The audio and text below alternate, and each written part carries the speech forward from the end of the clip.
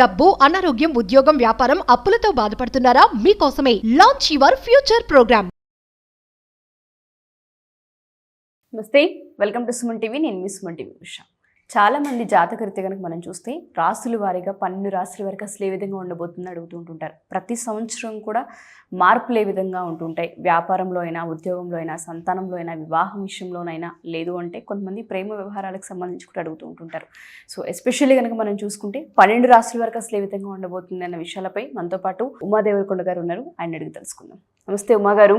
నమస్తే అమ్మా. సో 12 రాసుల వారిగా కనుక మనం చూసుకుంటే మిథున రాశిలో పుట్టిన ఎవరైతే పురుషులు ఉంటూ ఉంటారో మగవారికి అసలు ఏ విధంగా ఉండే అవకాశం ఉంటుంది అంటారు? ఏ వయసు నుంచి వాళ్ళకి కలిసి వచ్చే అంశాలు ఉంటాయి? ఏ విషయాలలో తప్పకుండా ఈ సంవత్సరంలో జాగ్రత్తలు వహించాలి అంటారు? ముఖ్యంగా మిథున రాశి అంటే మృగశిర నక్షత్రము 3, 4, ఆరుద్ర 1, 2, 3, 4, పునర్వసు 1, 2, 3 పాదాల దాకా ఈ యొక్క మిథున రాశిగా పరిగణించబడతారు. అయితే మిథున రాశికి సంబంధించి అధిపతి బుధుడు అవుతాడండి. సో బుధుడు అని అంటే ఇక్కడ బుధుడు కన్యకి మిథునకి కూడా అధిపతి అవుతాడు. సో ఇక్కడ మిథునానికి వచ్చేసరికి మిథునం వాళ్ళ యొక్క క్యారెక్టరిస్టిక్స్ ఏముంటాయంటే మచ్ మోర్ టాలెంటెడ్ అండి. బయటికి కనిపించేంత మెతక కాదు, బయటికి కనిపించేంత తెంగరవాళ్ళు కాదు. విషయంగా చెప్పాలంటే అంటే ఏంటంటే లోపల ఎంత డేంజరస్ పర్సనాలిటీస్ అయినా, లేకపోతే ఎంత టాలెంట్ ఉన్నా, లేకపోతే వాళ్ళ యొక్క కెపాసిటీ ఎంత ఎక్కువ ఉన్నా బయటికి మాత్రం చాలా కామ్గా, చాలా డీసెంట్గా అలా ఏది కనబడి చిన్న చిరునవ్వు నవ్వి అలా కనబడుతూ ఉంటారు, ఏమీ తెలియనట్టు. కానీ లోపల మాత్రం వాళ్ళకున్న కెపాసిటీ చూస్తే ఇంక ఏ రాశి వాళ్ళు సరిపోరు. అంటే బయటికి కనిపించే పిక్చరైజేషన్ వేరేగా ఉంటుంది, వెనకాల ఉండేటువంటి సినిమా అంతా వేరేగా ఉంటుంది. సో వాళ్ళని అంచనా వేయడం చాలా కష్టం అండి. వాళ్ళ అవతల వ్యక్తిని అంచనా వేస్తారు తప్ప వాళ్ళని మనం అంచనా వేయడం చాలా కష్టం. బికాస్ బుధుడు క్యాలిక్యులేటివ్ కాబట్టి వాళ్ళ అవతల వ్యక్తి మనిషిలో మైండ్లో ఉండేటువంటి విషయాలను అంచనా వేయడానికి చూస్తుంటారు ఎప్పుడు. సో మైండ్ గేమ్ అంటారు కదా, ఆ మైండ్ గేమ్ ఆడడంలో మిథున రాశి వాళ్ళు ఎక్స్పర్ట్స్ అండి. ఎలా అయినా సరే, ఏదైనా సరే అవతల వ్యక్తి వీళ్ళ గుట్టు బయటికి తెలియదు, ఎవరికీ తెలియదు, ఆ రకంగా ఉంటారు. ఇంకా చెప్పాలంటే ఈ యొక్క బుధుడు అధిపతి కాబట్టి బిజినెస్ సంబంధించిన వాటిలో అద్భుతంగా రాణించేది ఎవరంటే మిథున, కన్యా రాశులు. అందులో మిథున రాశి వాళ్ళు ముఖ్యంగా కమ్యూనికేషన్లో అండి. 3rd హౌస్ బికాస్ కమ్యూనికేషన్ కాబట్టి కమ్యూనికేషన్ డిపార్ట్మెంట్స్లో, లేకపోతే జర్నలిజం అవ్వచ్చు, మీడియా డిపార్ట్మెంట్స్ అవ్వచ్చు, లేకపోతే ఒక పొలిటికల్గా అవ్వచ్చు, లేకపోతే ఒక సినిమా రంగం అవ్వచ్చు, వీటిలో ఎక్కువగా రాణిస్తారు. అంటే పబ్లిక్ డొమైన్లో ఎక్కువగా మిథున రాశి వాళ్ళు బాగా రాణిస్తారు. అందులో కూడా కమ్యూనికేషన్ సంబంధించి, అందులో కూడా చేతి వృత్తి వ్యాపారాలకి సంబంధించి మనం చేతితో చేసుకునేటువంటి వృత్తి వ్యాపారాలు ఏవైతే ఉంటాయో, కంప్యూటర్ సంబంధించిన వర్క్స్ అవ్వచ్చు, డేటా సెంటర్స్ అవ్వచ్చు, లేకపోతే ఇంకా ఏదైనా ఐటీ సెక్టర్స్ అవ్వచ్చు, సాఫ్ట్వేర్ ఫీల్డ్ అవ్వచ్చు, ఇవన్నీ కూడా బుధుడికి సంబంధించి. అండ్ మోరోవర్ ఇంకోటి సర్జన్స్ అండి. బుధుడు కాబట్టి వైద్యుడు కాబట్టి సర్జరీలు చేసేటువంటి ఈ యొక్క సర్జరీలు చేసేటువంటి డాక్టర్స్ అయినా, లేకపోతే ఎనస్థీషియా డాక్టర్స్ అవ్వచ్చు, మెడికల్ ఫీల్డ్లో నర్సింగ్ కూడా అవ్వచ్చు. ఎందుకంటే ద ఒరిజినల్ 2nd హౌస్ వీళ్ళకి కర్కాటకం చంద్రుడు అవుతారు కాబట్టి నర్సింగ్ ఫీల్డ్ అద్భుతంగా రాణిస్తారు. అగ్రికల్చర్ చాలా బాగుంటుంది. అంటే చేతి వృత్తి వ్యాపారాలు చేసుకునేటువంటి ఎలాంటి వృత్తుల్లో అయినా మిథున రాశి వాళ్ళు అద్భుతంగా రాణిస్తారు. దాంట్లోనే కోట్లు గణించేటువంటి తెలివితేటలు వీళ్ళకి ఉంటాయి. విద్య పరంగా కూడా చాలా అద్భుతంగా ఉంటుంది వీళ్ళకి.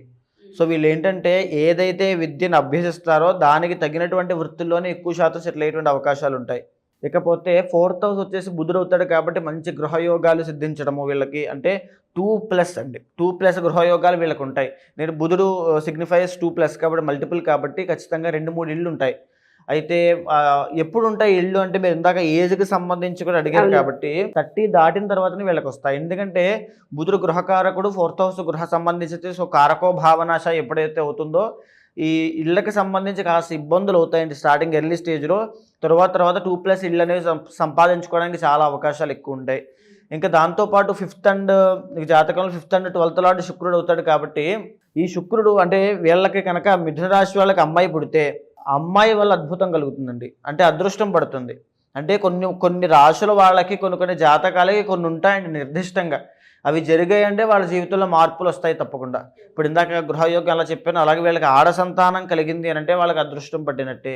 ఆడ సంతానం వల్ల వీళ్ళ యొక్క కీర్తి ప్రతిష్టలు వ్యాపిస్తాయి, వీళ్ళ యొక్క పేరు వ్యాపిస్తుంది, వీళ్ళ యొక్క ధనము లేకపోతే వ్యాపారం. ఎందుకంటే వీళ్ళు వ్యాపారానికి సంబంధించిన దాంట్లో ఎక్కువ రాణిస్తారని చెప్పండి బుధుడు కాబట్టి. సో వ్యాపారాలు విస్తరిస్తాయి ఆడ సంతానం కలిగిన తర్వాత. ఎస్పెషల్లీ స్వాతి నక్షత్రం కానీ ఆ నక్షత్రంలో జన్మిస్తే చాలా అద్భుతంగా రాణిస్తారు. అయితే ఇకపోతే 6th house, original 6th house వీళ్ళకి వృశ్చికం అవుతుంది కాబట్టి కాలచక్రం నుంచి 8th హౌస్ అవుతుంది, ఇక్కడ నుంచి 6th హౌస్ అవుతుంది కాబట్టి వీళ్ళు ఆరోగ్యపరంగా బ్లడ్కి సంబంధించిన విషయాల్లో, న్యూరో ప్రాబ్లమ్స్లో, తర్వాత స్కిన్ ప్రాబ్లమ్స్లో, డెంటల్ ప్రాబ్లమ్స్లో, బ్లడ్ ఇన్ఫెక్షన్స్, ప్లేట్లెట్స్ పడిపోవడము, ఇవన్నీ ఎఫెక్ట్ అయ్యే అవకాశాలు ఉంటాయి. తర్వాత బుధుడు వస్తున్నాడు కాబట్టి న్యూరో సంబంధించిన సయాటికా అవ్వచ్చు. ఎందుకంటే మళ్ళీ అక్కడ 8th హౌస్ వచ్చేసి శని అవుతుందండి, మకరం. కాబట్టి స్పైనల్ కార్డుకి సంబంధించిన ఇబ్బందులు అవ్వచ్చు, నడుం నొప్పులు అవ్వచ్చు, అంటే కూర్చుని పనిచేసి సయాటికా పెయిన్స్ అంటారు, అవి అవ్వచ్చు. స్పాండిలైటిస్ అంటారు, మెడకి సంబంధించినట్టు కాలర్ బోన్స్. సో వాటికి సంబంధించి ఎక్కువ శాతం ఎఫెక్ట్ అయ్యేటువంటి అవకాశాలు ఉంటాయి. అంటే శని ఎప్పుడైతే అష్టమ స్థానానికి అధిపతి అవుతున్నాడో, అండ్ కుజుడు అంటే ఇక్కడ బుధుడు ఎఫెక్ట్ అవుతున్నాడో డయాబెటీస్ కూడా చూపిస్తూ ఉంటుంది. సో ఆ విషయాల్లో చాలా జాగ్రత్తగా ఉండాలి. అంటే 6th హౌస్లో ఎప్పుడైతే శుక్రుడు, ఒరిజినల్ 6th హౌస్ మీకు వృశ్చికం అవుతుందో, బ్లడ్కి సంబంధించినటువంటి ఇంకో ఇబ్బంది ఏంటంటే బీపీ అండి. సో ఇది 45 దాటిన మిడ్ ఏజ్ దాటిన తర్వాత ఈ ఆరోగ్య సమస్యలన్నీ వచ్చే అవకాశాలు ఎక్కువ శాతం ఉంటాయి. అయితే ఈ బీపీ విషయంలో కూడా చాలా జాగ్రత్తగా ఉండాలి. ఒరిజినల్ 7th హౌస్ వచ్చేసి వీళ్ళకి ఈ యొక్క గురుడు కాబట్టి 7th and 10th lord.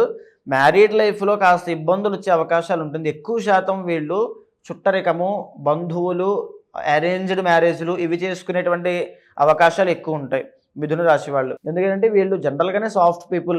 So అంత వీళ్ళకి నేను ఏదో చేసేయాలి, ఏదో సాధించాలి కాదు, వీళ్ళు అనుకున్నది అలా చేస్తూ ఉంటారు, మెల్లిగా అనుకున్నది సాధించుకుంటూ అలా వెళ్ళిపోతూ ఉంటారు తప్ప మెట్టు ఎక్కుంటూ ఒకేసారి ఎదిగిపోవాలి అంత భయంకరమైన ఆలోచనలు ఏముండవు. కానీ తెలివితేటలు అమోఘంగా ఉంటాయి. అరేంజ్డ్ మ్యారేజ్ అవుతుంది, అయినటువంటి ఎర్లీ స్టేజ్లో కొంతకాలానికి ఇబ్బందులు వచ్చే అవకాశాలు ఉంటాయండి, ఇద్దరి మధ్యలో డిస్టర్బెన్స్ వస్తాయి. కానీ తప్పకుండా అవన్నీ సర్దుకుంటాయి 2-3 ఇయర్స్ దాటిన తర్వాత. ఇంకా చెప్పాలంటే 10th లార్డ్ గురుడు అవుతాడు కాబట్టి డబ్బు సంబంధించిన విషయాల్లో అద్భుతంగా రాణిస్తారని చెప్పొచ్చండి. వడ్డీ వ్యాపారాలు కూడా అద్భుతంగా ఉంటుంది. ఇందాక నేను ఫస్ట్లో చెప్పినప్పుడు క్యాలిక్యులేటివ్ పర్సన్స్ అని చెప్పాను కదా, వడ్డీ వ్యాపారములు 10th లార్డ్ గురుడు అవుతున్నాడు కాబట్టి వడ్డీ వ్యాపారములు వీళ్ళు చేస్తే కనుక చాలా అద్భుతంగా రాణిస్తారండి, చాలా బాగుంటుంది.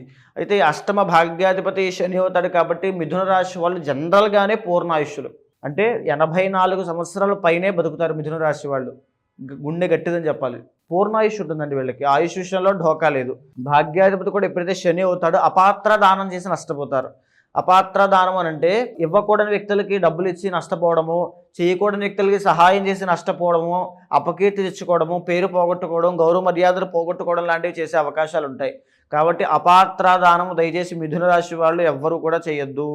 అనవసరమైనటువంటి ఖర్చులు తగ్గించుకోండి. ఎందుకంటే మీరు సహాయ గుణం ఉన్నవాళ్ళు కాబట్టి, ఎంత క్యాలిక్యులేటివ్గా ఉన్న సహాయ గుణం ఉంటుంది కాబట్టి ఇవ్వడం వల్ల నష్టపోతారు.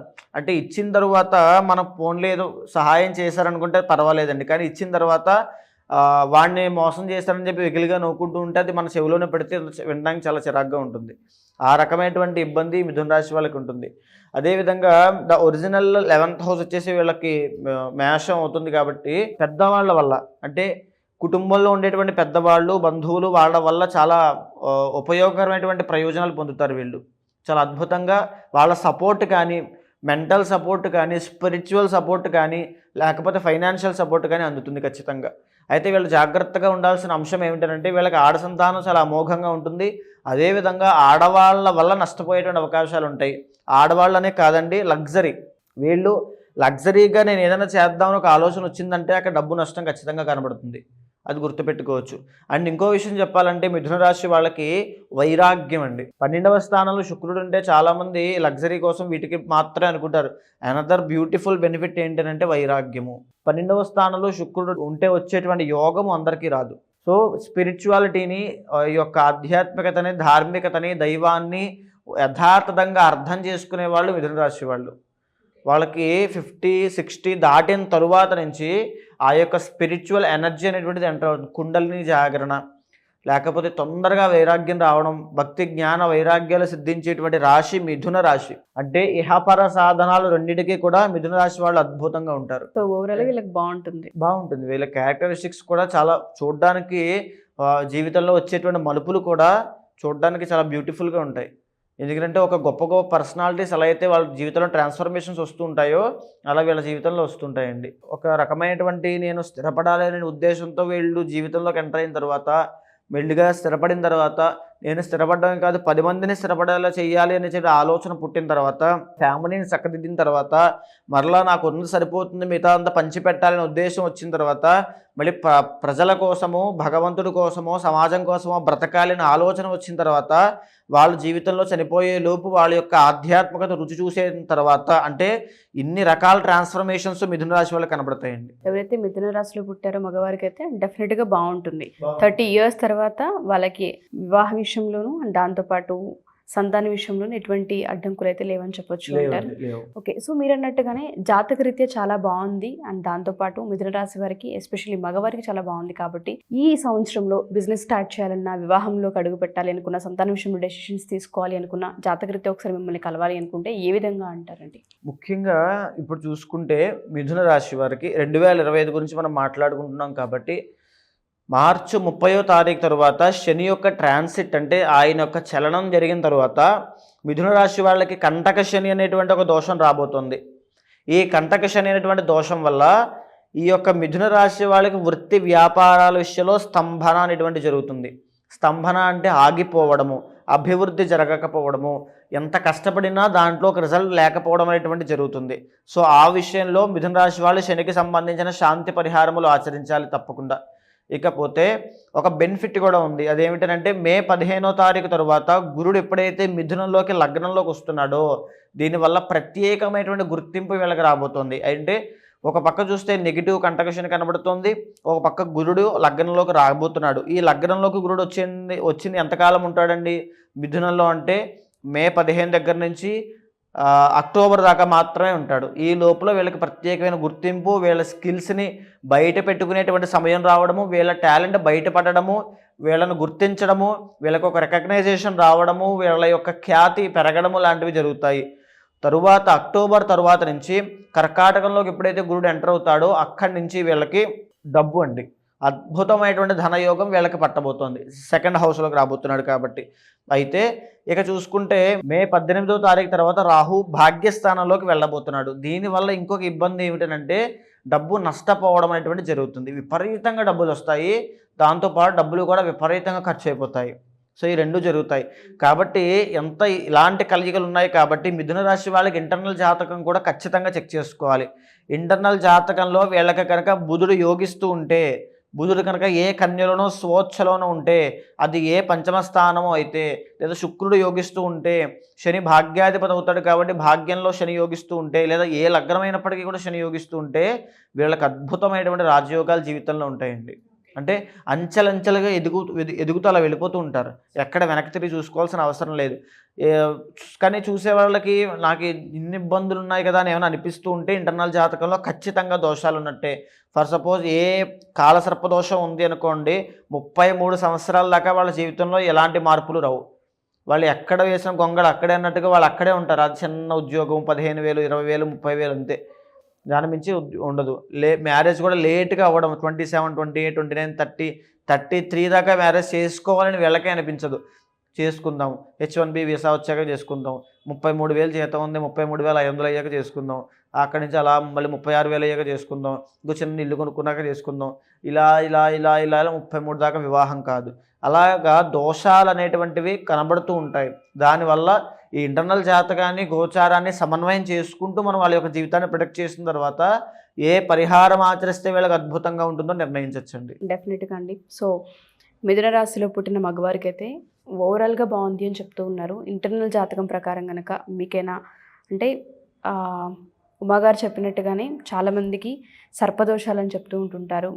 దాంతోపాటు అష్టమ శని, అర్ధాష్టమ శని మాట్లాడుతూ ఉంటుంటారు. సో జాతకరీత్యా ఏ విధంగా ఉందని తెలుసుకోవాలి అనుకున్నా, లేదా పర్సనల్గా కెరీర్కి సంబంధించి మీరు అడగాలి అనుకున్నా, వివాహానికి సంబంధించి ఒకసారి తెలుసుకోవాలి అనుకున్నా, కింద స్క్రోల్ అవుతున్న కాంటాక్ట్ నెంబర్ని కాంటాక్ట్ చేయొచ్చు. థ్యాంక్ యూ ఉమాగారు. Thank you so much.